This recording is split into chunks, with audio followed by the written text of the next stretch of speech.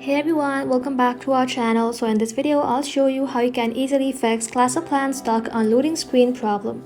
So let's get started. For that, first of all, you want to make sure you're connected to a stable Wi-Fi or mobile data connection. You can try switching between Wi-Fi and mobile data to see if that fixes your issue. So once you have done that, head back to your home screen, open up your settings. Inside here, tap on General, tap on iPhone storage, and then search for class of plans inside here. Tap onto it, then tap on Offload app.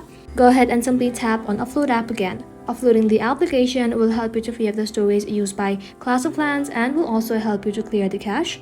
So once you have done that, you want to make sure you tap on Reinstall the app after it.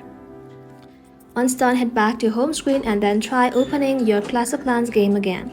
If you're still facing the issue, you want to make sure your app is updated. For that, open up your app store and then inside here, simply search for Class of Plans in the search bar, and then once you search for it, go ahead and tap onto it.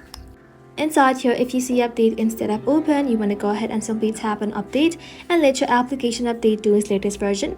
And after you have done all of this, you want to make sure you restart your device. Sometimes your phone just needs a rest.